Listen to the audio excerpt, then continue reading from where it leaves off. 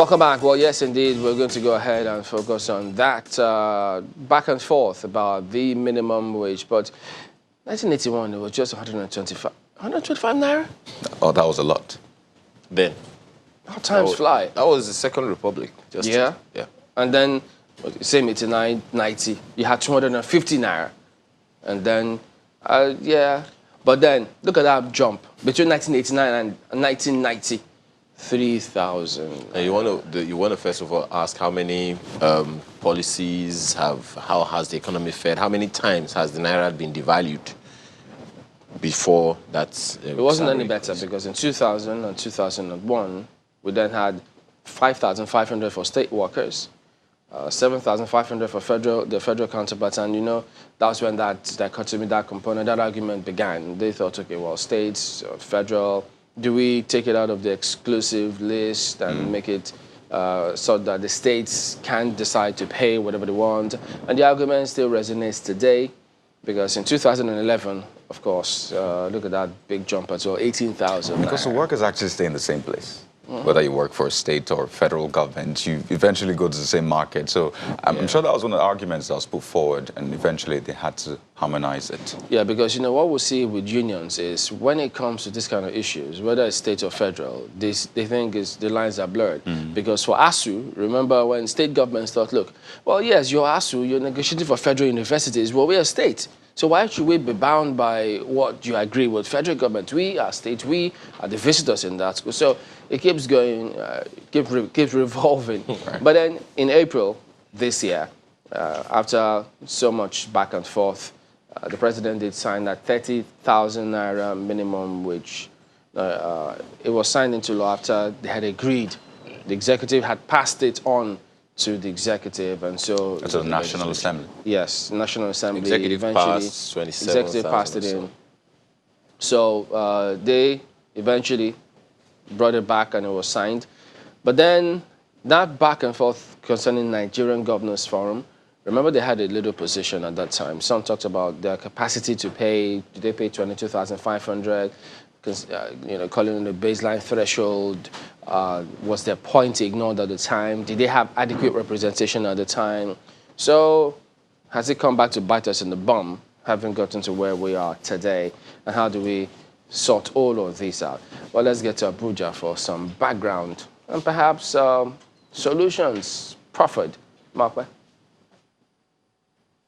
Thank you, Chamberlain. We have with us in the studio this morning Abdulrazak Bello Barkindo, who's head media and public affairs at the Nigeria Governors Forum. You're welcome to Sunrise Daily this morning. Thank you very much, Martha. Well, this conversation is an ongoing one. It is very interesting. At first, Labour has to make the demand for an increase in minimum wage, in spite of the fact that there's supposed to be a clause for... Is it a review of the minimum wage? I think is it every 5 years or every 5 years or so. That's one. They first of all have to put their proposition forward, and there will be negotiations to it, and then they finally arrive at a rate both agreeable to the government and to Labour as well. And after that has been done, implementation seems to be another kettle of fish. And right now, we're on the verge of being threatened by national strike. Nigeria Labour Congress is saying, look, we will go on strike tomorrow if our demands on labor, on our minimum wage, are not acceded to. Where do you think that so far, when government negotiates with Labour, they have been fair to them in terms of how, the implementation process is eventually carried out?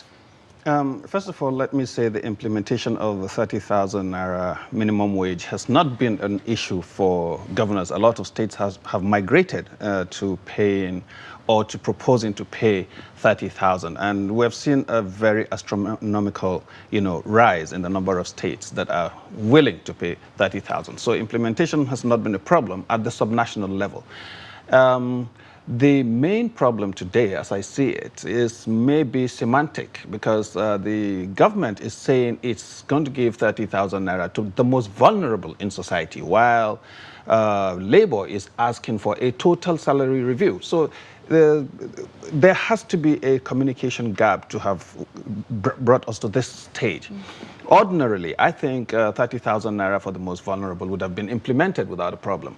But for Labour to insist that, 30,000 is just the threshold for everybody, and people like directors, permanent secretaries, and everybody is expecting a pay rise. It's going to cost government a lot of money. I think basically, Labour must look at the figures and look at the situation of the country before they begin to insist that money must be given to everybody. Yeah, but in fairness, I mean, when we talk about a minimum wage review, we cannot speak about it in isolation. If we're saying that we're looking at the most vulnerable, of course, along the line, those who were receiving 30,000 naira cannot be receiving 30,000 naira alongside the most vulnerable. Their salary must be upped. So unless we don't want to face the real truth about what minimum wage review is all about, then that's when we will begin to say that, well, minimum wage is not exactly the problem. It is a salary review that comes with it. Shouldn't we prepare,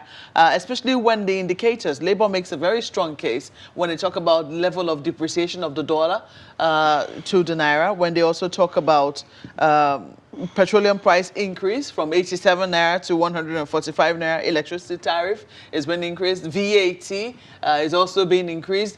These are things that are happening. This is the reality. So can we really say that we shouldn't be expected that there will be a total review along the line? Yes, this reality is only a lot of grammar, if you ask me, because there is already a committee in place that's going to look at the total review beginning from December this year. And that would take us to a total review of salaries in 2020. If Labour had acceded to the demands of the federal government in December last year, by now, the most vulnerable would have received 30,000 naira, and by December this year, there would have been an increase or a committee that would sit down and discuss how to formulate an increase for everybody beginning from next year. Remember that last year, when the Nigeria Governors Forum was asking for Labour to accept 22,500, they would have, simply eased the troubles of the people who are at the bottom rung of the ladder. Today, everybody has remained stagnated just because Labour has refused to accept what has been offered to them. And I'm thinking, you can't keep looking at the situation if you don't, you can't keep appreciating the situation without looking at the holistic picture. There are a lot of people who are living below minimum wage, below $1 a day, below every kind of poverty line that you want to assume. So these people need to be, liberated from that kind of poverty before we begin to ask government to look at ways of bringing everybody up to par. Remember also that last year, when Labour started these negotiations, governors were saying, look, let's look at these things from, structurally. Let's begin to save some people from poverty and then look at ways of bringing in more money so that we can begin to, pay everybody. There was a committee set up under Bismarck Rewane, which looked at ways. That's why we have an increase in VAT. That's why so that more money would come into government and government would begin to, ameliorate problems of people. You can't sit down and insist that what you say must be done if you're not in government. That begins to, look like you are not ready to solve the problem. Yeah, and that's where we are today. Labour has been at the negotiating table. I do not know, I don't know if the conversation they have been having with the governors, I don't know if they're negotiating with them individually or this is happening within the governors forum. But at the federal level, you would see that, there has been some back and forth with some explanation from the side of government. Labour seems to have been a little more reasonable in its demand. I think the initial position was a 66.6 upward salary adjustment for levels 7 to 17. Government was offering 11% upward adjustment for GL 7 to 14 and 6.5 for GL 15 to 17. Now, Labour has considered that. They have gone back and come up with 29%. 29% from 66.6 is certainly something. One would think that negotiations, there will be back and forth. You would give a little, they will give a little. Labour seems to have given quite drastically, if you ask me, looking at the initial proposal for the levels that they were looking for improvements for. I think, Mahape, your argument seems to be, backing the side of Labour alone, not listening to the voices that are coming from the federal government. Nobody is saying staff or workers do not need, or deserve salary increment. Yes, they do, because nobody would live in the kind of salary with the kind of salaries that people earn today and live comfortably.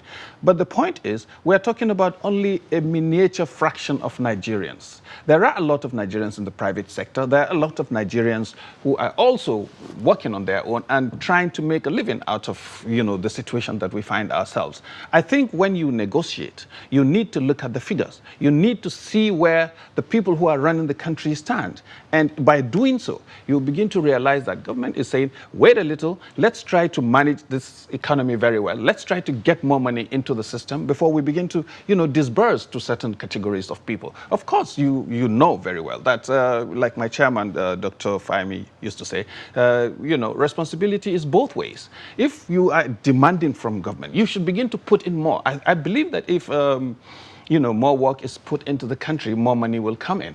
Look at what is happening in the borders and things like that.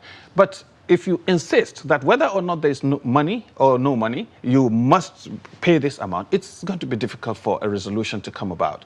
So I think over time, maybe we'll begin to see the larger picture and begin to agree that, they need to wait a little until, the federal government is able to pay. But I'm very, very glad to say that governors have been vindicated today. Lots of states are beginning to promise that they're going to pay this amount based on the, issues and events that have happened over the last couple of months. And the problem has shifted away from the governors' What forum issues to and another events place. that have happened over the last couple of months? Yeah, after the Bismarck Committee, I believe that, more money has begun to trickle in. You might have seen the NBS story where it says IGR has risen in states by up to the trillion naira level, and that has ameliorated our problems. The governors are beginning to see the need to pay their staff, and I think the problem has shifted away from the governors section to wherever it is. This has made it possible for governors to, stand back and look at the negotiations as they go on and begin to prepare to what kind of things are going to happen at the subnational level going forward. Surely, I mean, if Labour is asking for, a salary increase, it certainly can be tied to performance. There's nothing wrong with tying, a wage increase to an increase in productivity, so to speak. If that is the case, is there no way that, there can be some negotiations that says, perhaps we will pay this percentage for now. If, our revenue improves, we could increase it to this, if it increased to this amount, if we're able to make this certain amount, we could increase it to this. From what we're working on, from projected revenues we're looking at here and there and there and there, from improvements we're hoping to make in this sector and this sector and this sector, with policies being put in place in this sector and this sector, we're hoping that this and this will be able to come in. If that happens, we will certainly improve the wages. Of course, these kinds of conditions can come up. But for you to say that people should wait until conditions improve when they don't know when that will be or how that will be, you think that is a fair way of negotiating? No, it only brings us to the issue of trust. I think the problem is that there's a lot of distrust among, the negotiation sides, and it tends to stunt, the listening ears. But this deadlock is mostly unnecessary, if you ask me. What is it between now and December this year? If the committee that's going to start working on a holistic or the what they call a total review, salary review in the country, is going to start work in December, I think it's only wise for the Labour leadership, even though I'm not blaming the Labour leadership, there's a lot of pressure on them, to go ahead and ensure that, this amount is brought to their tables immediately. But look at it from the point of view of the most vulnerable in society. They've been waiting for 30,000 for the last 1 year. And that's not fair on them. And these are the voiceless, workers in Nigeria. Because if they had another union which would come out and say, hey, let's begin to implement this would have been done. And these negotiations would have gone forward well ahead of time. Yeah. But today, we have a situation where there's a deadlock because both sides, one side is not listening to the voice of reason.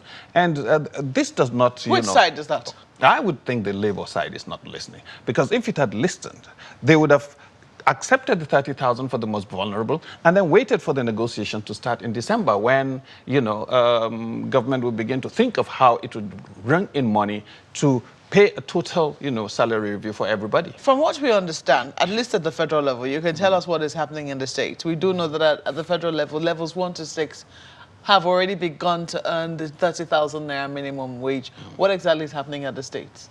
At the states, too, you would have seen in the news that a lot of states are beginning to offer to begin to pay 30,000, from October, and some from November, and some have even already started. Remember that in the past, there were states, according to the matrix, that were willing to pay up to 32 or 38,000 as minimum wage. But when these negotiations, came to this pass, it became impossible for some states to even continue with the amount they wanted to pay. So they had to revert to 30,000. So far, I think we have more than 20 states, I'm not going to mention any, which are paying or are beginning to pay 30,000, and that's good for the state level. They haven't really started yet. No. Perhaps they're going to start this month. Yes, some have started already, but there are some. Which one? I'm not going to mention any state. It's important to mention. I work for all the 36 governors, so it's not my position. Yeah, but to make that. The point here that indeed states have started, we would like to know which ones have started. There are a lot of states that have started, but I'm trying to tell you that even though there are some states that have started, there are a lot of other states, at least maybe a fraction of some states, that are still looking for ways of coming to that stage, because a lot of states, a few states are still insolvent. They're still looking for money to begin to pay this amount, and it's not like they're not making efforts.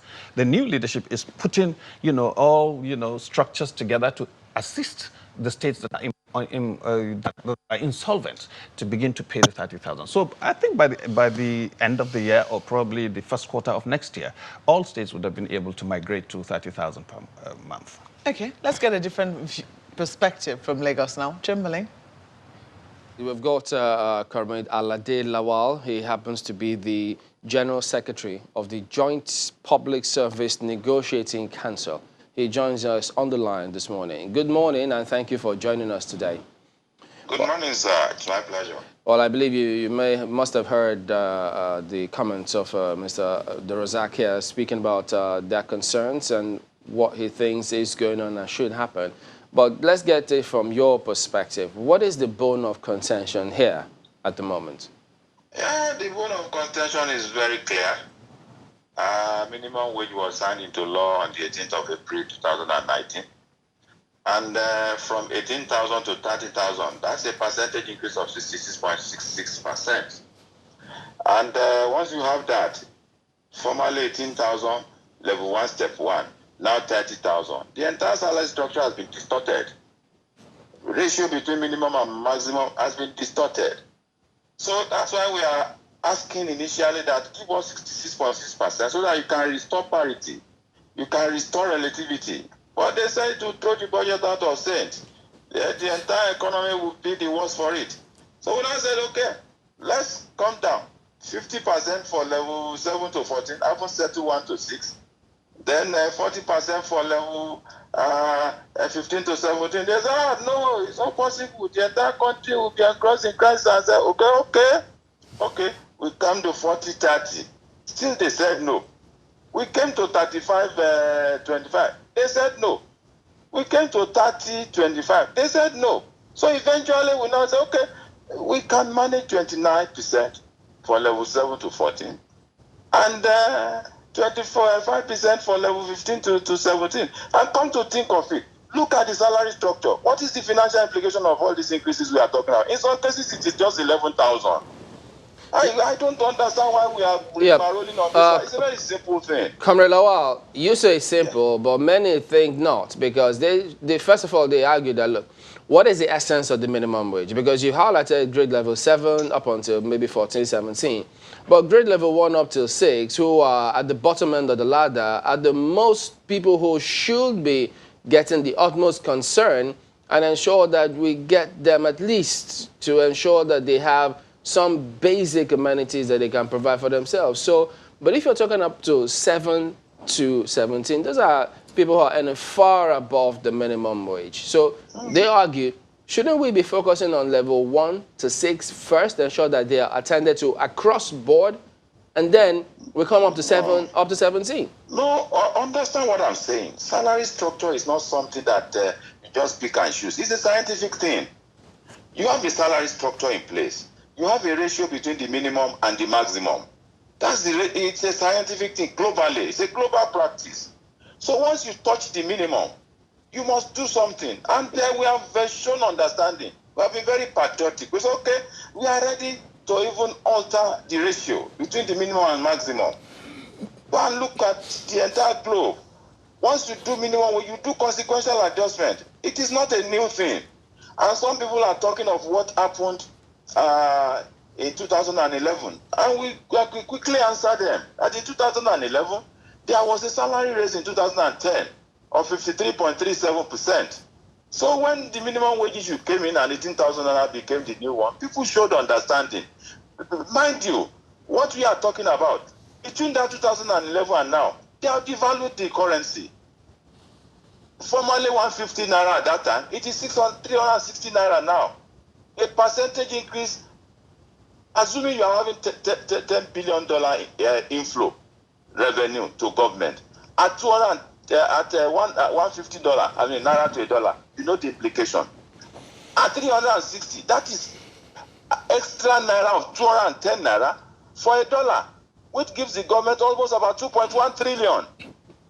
They will want to spend on infrastructure, fine. They want to build hospital, fine. They want to build road, fine. They want to do education, fine. Defense, fine. What of the wages of the workers that will run all these things? Zero. The petroleum price was increased from 87 naira to 145 naira. We were in the street. They called us. Don't worry, we will do something. They set up a palliative committee. Some of us served in that committee. We worked assiduously. We came out with a report. Nothing was implemented. No single kobo given to workers. Electricity tariff has been increased now by 60%. VAT has been increased by about 50%. Now, in the 2020 budget, but comrade, the VAT provision is made for some of these new revenue streams that the government is proposing. They say it is if the Labour keeps demanding some of these things. Number one, government will have to look for alternative means to raise revenue, hence VAT. That's the argument. And then they also have said, look, well, if you keep insisting on some of these things, then eventually they will have to downsize. After all, what is the percentage of those in the civil service compared to the rest of the population? And Labour is saying no to that. That is not a good argument. These are the people that produce the entire thing. That are the people that, when we are talking of downsizing, what is the quantum of increase we are talking about? I want to believe that anybody talking of downsizing is blackmail. We have passed that stage. Right. We have passed that stage. Let them implement what we are talking about, then we all move on. You know, Mr. Lawal, one of the issues Mr. Bello Barkindo raised is distrust. I mean, we understand this is a negotiation process, and one of the major things you need to have is trust. So do you sense some form of distrust in this process from your side? As far as we are concerned, there is no trust, because they keep on parading figures. Hello? Go on, please. They keep on parading figures that are not correct. They are telling us that the total number of employees in the public service is 1.3 million. And we say, yeah, disaggregate it. Let us see it salary structure by salary structure. And they came up, they said, okay, for consolidated salary structure, which we know 99% of those on that structure are under the IBPIS. They said it's 183,000, as opposed to 61,000 in the books. So how do you trust that process? You increase petroleum price increase. You set up a committee. The committee came up with a report. You didn't implement. How do you trust that process? And now they are talking of Bisman Rwani committee. We had a glance of that recommendation. The figures that were put in front of that committee, most of those figures were not correct. Like which one? For example, they said if salary of each employee is increased by 10,000, that is going to increase government wages by 691 billion. But you and I know that they are saying that the total number of employees in the civil service, the public service is 1.3. So multiply 10,000 naira by 1.3. It gives you 13 billion naira in a month. It gives you 156 billion naira in a year. And they are putting 691 billion. So they are people fighting those people. If you fault that aspect, which means the entire report given to that committee to work with, is called to question. All right, so comrade, we will go to break. We'll let Mr. Brackindo respond, and then we'll also have you proffer solutions. What is the way out? That we'll find out when we come back. Stay with us.